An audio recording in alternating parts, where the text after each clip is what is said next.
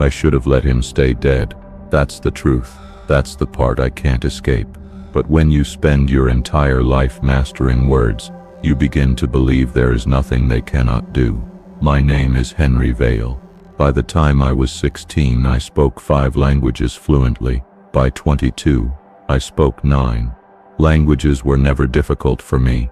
They came the way breathing comes, natural, effortless, automatic. Spanish and English were my childhood. German came next, then Portuguese, Japanese in high school, Mandarin in college, Arabic soon after. I didn't just memorize vocabulary. I felt structure. I saw patterns. Grammar unfolded in my mind like architecture. Professors called me gifted. Some called me rare. One called me dangerous. That was Professor Adrian Kessler. He was already famous in academic circles when I entered graduate school. A leading expert in extinct languages, a hard man, quiet, surgical with his words. When he first heard me speak Old Norse after reading it for less than a week, he stared at me for a long time. Then he asked a single question: "How far back do you want to go?" I didn't understand what he meant then. I do now. It started with fragments, clay fragments discovered in a restricted dig site in Eastern Europe. The burial ground was estimated to be over 8,000 years old, prehistoric, pre-alphabet, pre-recorded civilization. Official reports mentioned tools, bones, ceremonial objects. They did not mention the tablets. The tablets were never published. But Kessler had contacts, and Kessler had money. Within 3 months, we were standing inside a massive excavation pit under a sky that felt too wide and too empty. Wind rolled endlessly across the steppe. No trees, no buildings, just earth and sky. The tablets were stored in a lower chamber, reachable only by a narrow wooden ladder descending into a carved shaft. The first time I saw the markings, my stomach tightened. They were not random scratches. They were structured, intentional, alive. The symbols did not resemble Sumerian, not Akkadian, not Proto-Indo-European. Nothing documented, but there were patterns, repetitions, punctuation like spacing. It was language, older than anything we knew. We worked obsessively, days blurred. We slept near the shaft entrance, ate beside the tablets, spoke in shifting languages for fun, Latin 1 hour, Arabic the next. We were intoxicated by discovery. By the 4th day we realized something terrifying. This was not just an early language. It was foundational, a root beneath roots, a linguistic ancestor so deep it felt mythological. Kessler once whispered, "If language shaped humanity, this shaped language." That night, rain moved across the steppe in thin silver lines, and everything changed. He was climbing the ladder when it broke. The sound still lives inside my head. Wood snapping, a body falling, bone against stone. He landed hard, head twisted wrong, eyes open, not moving. I rushed to him, checked for breath, pulse, nothing. His neck was broken. I knew it immediately. There are moments when the world narrows to a single point. That chamber became that point. Me, him, the tablets, the dark. Our site supervisors were gone, drinking in the nearest village as they often did. No one heard me shout. I was trapped below ground with a dead man. Hours passed. The darkness felt physical, heavy, pressing in. I tried to climb out, failed. Eventually I did the only thing my mind knew how to do. I returned to the tablets, not out of ambition, out of survival. Translation kept panic away. One particular tablet seemed ceremonial, related to burial rites, repeated invocations, structured phrasing, rhythmic patterns. It read like instruction. I began reconstructing pronunciation, at first softly, then clearer, carefully shaping each sound. Some phonetics felt wrong in my mouth, thick, guttural, vibrating low in the throat. Others almost musical, but together they created cadence. Repetition improved accuracy.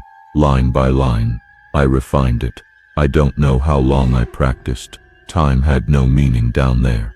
Then I heard movement, At first I thought it was wind filtering through the shaft, then fabric shifting, then a wet inhale. I turned. Kessler was sitting upright, his back leaned against broken ladder pieces, his head still angled wrong, his eyes open, watching nothing. I froze. "Professor," I whispered. His lips twitched. Then slowly, impossibly, he stood. The motion was smooth. Too smooth. His neck bent at an angle no living person could survive. But he stood. He did not look at me. He looked upward, toward the shaft opening. Then he spoke. Not English, not German, not anything modern. He spoke the language from the tablets, fluently, perfectly, the same phrases I had been practicing, only clearer, stronger, grateful. I understood enough by then to recognize the meaning. "Thank you." Before I could move, he turned toward the vertical shaft and began climbing. Not like a man, like something that did not need bones to align properly, hands and feet pressing against opposite walls, propelling him upward in unnatural bursts. Within seconds, he disappeared into the night above. I screamed his name. No answer, only wind. When the site workers returned the next afternoon, I told them he had left during the night, that he climbed out before the ladder collapsed fully. They believed me. Authorities questioned me for weeks. Stress, they said, mental break, shock, maybe he wandered into the wilderness, maybe he fell somewhere unseen. They never found a body, they never searched my notebook thoroughly, because if they had, they would have seen the copied inscriptions, they would have seen the ritual, and they would have known. I destroyed the original tablets before they rescued me, ground them into dust. No one else would read them, no one else would speak them. That was the plan. But language has a way of staying inside you, and once you know how to say something, it becomes very hard not to speak. I told myself it had been an accident, grief, shock, isolation. That was how I explained what happened in the chamber, but deep down I knew better. I had pronounced the ritual with intention, and something had answered. After I returned to the United States, I left the university within a week. Officially, I cited trauma. Unofficially, I could not sit in another lecture hall pretending language was harmless, because it wasn't. I rented a small house in a rural town where no one asked questions. Cheap place, quiet neighbors. The kind of town where people mind their business and close their curtains early. My notebooks never left my side. I studied them obsessively. The language, if you can even call it that, didn't function like modern speech. It wasn't just communication. It felt directive, like code embedded with outcome, structure tied to effect. Certain phrases repeated in burial contexts, certain tonal shifts marked transitions, and one sequence, the one I had spoken that night, appeared again and again beside symbols that resembled breath or return. I tried to convince myself that what happened to Kessler had been unique, a fluke of environment, stress-induced hallucination layered over trauma, so I decided to test it. Carefully, there was a hospice center 20 miles from my house. I volunteered there twice a week. It wasn't difficult to get approved. I had an academic background, no criminal record, calm demeanor. People trusted me. I waited 3 months before I acted. His name was Walter Reed, 86 years old, no close family, terminal illness. He drifted in and out of awareness during his final week. I sat with him on a quiet Tuesday night. The nurse stepped out to give us privacy when his breathing became shallow.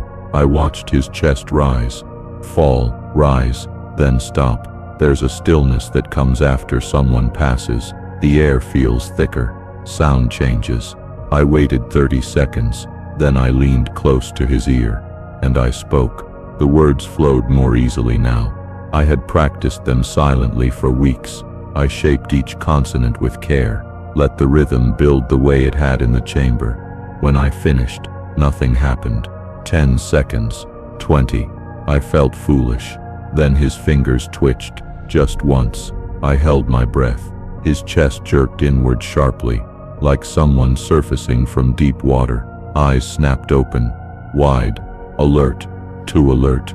He sat upright in a movement far too strong for a man who hadn't walked in months. The heart monitor began screaming. Nurses rushed in.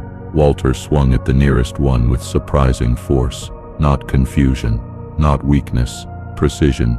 His eyes locked onto mine, and I recognized it instantly. He wasn't looking at me in fear. He was studying me, like I had studied the tablets. They restrained him eventually, sedated him. Doctors called it an adrenaline spike, a neurological anomaly. He lived another 4 months, but he was never the same. He spoke rarely, and when he did, it wasn't English. I listened once from the hallway as he muttered to himself. I recognized the cadence, the grammar, the ritual tongue. He wasn't speaking randomly. He was repeating fragments I had not taught him. I stopped volunteering that week, but I didn't stop experimenting. If anything, I became more determined. The problem, I concluded, was control. The ritual worked, but I lacked refinement. Something entered the body during resurrection, something that didn't belong. But what if it wasn't intrusion? What if it was vacancy being filled? I needed a subject outside clinical oversight. That opportunity came 6 months later, in the city. Her name was Elena, 24. Overdose in a nightclub restroom. The staff panicked. Police hadn't arrived yet. I slipped inside while others argued, locked the door. Kneeling beside her, I felt a strange calm. This wasn't panic like the chamber. This was procedure. I spoke directly into her ear, slower this time. Adjusted inflection mid-phrase. When I finished, her back arched violently. Air forced into her lungs in a ragged inhale. Eyes opened, clear, focused. She stood immediately. No weakness, no confusion, just intensity. She stared at me. Easy, I whispered. You're okay. Her lips parted, and she answered, not in English, in the old language, fluent, fluid. Her voice was stronger than mine had ever been. I understood enough to grasp the tone. Not gratitude, recognition, as if she knew what had happened, as if she knew what I was. Then her expression changed. Something sharpened. Her pupils widened unnaturally. The temperature in the room seemed to drop. She stepped toward me. I stepped back. She spoke again, faster now, voice layered with something beneath it. Not an echo, not distortion, presence. I ran. I won't pretend otherwise. I left her there. Later reports described erratic behavior, aggression, disappearance before police could fully question her. No body was ever recovered. That was the pattern. They either vanished, or I fled before consequences caught up. Over 3 years, there were 12 attempts. Every single one succeeded in restoring biological life. None restored the person who had been there before. Something replaced them. Not entirely, but enough. Each resurrection felt like opening a door from the wrong side, and every time something stepped through, I began to suspect the language wasn't reviving the dead. It was inviting something into what death had emptied. And then Wyatt found me. He wasn't supposed to matter. He started as a skeptic who attended one of my small private lectures, carefully worded talks about ancient phonetics and lost ritual structures. I never mentioned resurrection publicly, but he asked the right questions. He saw through hesitation. He wanted proof, and unlike the others, he wasn't afraid. We could refine it, he said one night in my apartment, surrounded by notebooks, controlled environment, volunteers. I should have refused. Instead, I told him everything, about Kessler, about Walter, about Elena. He didn't recoil. He smiled. You've already crossed the line, he said softly. Now let's finish crossing it. That was the moment I stopped being alone, and the moment things became irreversible. Wyatt believed in me. That was his first mistake. The second was believing he understood what I had discovered. We formed a small private group, carefully selected people who were curious, open-minded, and just reckless enough to follow ideas to their edge. We never called it a cult. We called it a research circle. Ethel joined 3 months later. Unlike Wyatt, she did not trust easily. She watched, she listened, She rarely spoke unless she had to. That made her dangerous in a different way. Wyatt, on the other hand, was all momentum. He believed the failures in my past attempts were simply calibration errors, pronunciation refinements, emotional instability, environmental variables. "You've never tried it with someone who understands the process," he told me one evening. "All your subjects were strangers, fractured lives, trauma, fear. What if resurrection needs alignment?" "Alignment?" I asked. "Trust," he said. "Intent. Consent." I knew where he was going before he said it. "No," I answered immediately. But Wyatt had already decided. He studied the language with obsessive discipline. I taught him phonetics, carefully edited versions, never the full ritual, never the core sequence, or so I thought. "You said the tongue responds to structure," he reminded me. "Maybe it responds to relationship too." He wanted to be the proof. He wanted to die and come back correctly. I refused for weeks. Then he did what true believers always do. He acted without permission. It happened on a Friday, 3 stories up in an abandoned parking structure near the edge of town. Concrete. Empty. Wind moving through hollow spaces. Ethel and I arrived too late to stop him. He stood on the ledge when we pulled in. "Wyatt," I shouted. He smiled down at us. "Shortcut," he called. Then he stepped forward. The sound when he hit the ground was final. I ran to him. Ethel froze halfway across the pavement. His body lay twisted, still, blood pooling beneath his head. He had chosen certainty over patience, and now I held the consequence in my arms. "We need to go," Ethel said sharply, "before someone sees us." "He trusted me," I answered. "He jumped. Because of me." She didn't argue that. Wind moved through the empty levels above us. The sky was fading into deep blue. "Henry," she said quietly. "Don't." But I was already lowering myself beside him. This time would be different. It had to be. I had refined the ritual for years, adjusted tones, smoothed inflections, studied every pattern in my notebooks until I could see the structure even in silence. If alignment mattered, if trust mattered, then this would work. "Cover your ears," I told Ethel. She stared at me. "You're not sure." "I don't want interference. You don't want me to hear if it goes wrong. Cover your ears." After a long second, she did. I leaned close to Wyatt's ear. His skin was cooling fast, and I began. The language flowed stronger than ever before, not hesitant, not experimental, confident. Each syllable carried intention, each phrase locked into the next. The air around us felt charged, pressurized. When I reached the final line, I slowed deliberately, perfecting the tonal descent I had practiced hundreds of times. Silence followed. 10 seconds. Nothing. My heart pounded in my throat. Then, his fingers twitched. Relief flooded me. His chest jerked inward sharply. He inhaled. Ethel gasped behind me. Wyatt's eyes opened, clear, focused. He looked directly at me and smiled. Not wrong, not distorted, just Wyatt. "You did it," he whispered in English. My breath caught. "How do you feel?" He blinked, sat up slowly. No violent movement, no animal tension. "I remember falling," he said calmly. Then quiet, then your voice. I could barely think. It had worked. Finally. Ethel stepped closer, lowering her hands from her ears. "Wyatt," he turned to her. "I'm okay." His voice was steady, human, warm. For the first time in years, hope felt real, but hope is dangerous. Wyatt stood carefully, bones realigning with faint cracking sounds that should have hurt more than they did. He rolled his shoulders. Then he looked at me differently, subtly, a fraction too still. "You refined it," he said. "Yes." "You changed the cadence." "Yes." He nodded slowly. "You shouldn't have." A chill passed through me. "What do you mean?" He tilted his head slightly. "Not broken, not unnatural, just curious." The earlier versions were invitations, he said softly. "Imperfect. That's why something else entered. My mouth went dry. And this time, I asked. Wyatt's smile widened just a little too far. This time you didn't leave space.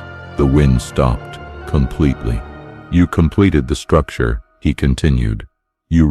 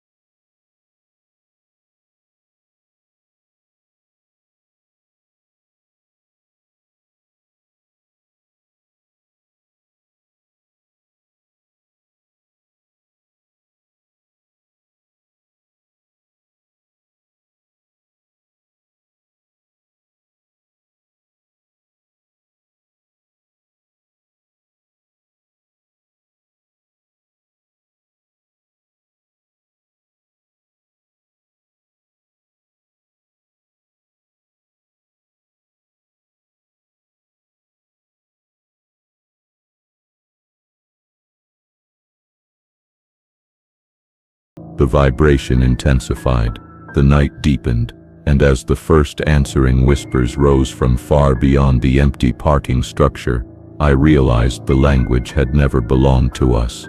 We had belonged to it.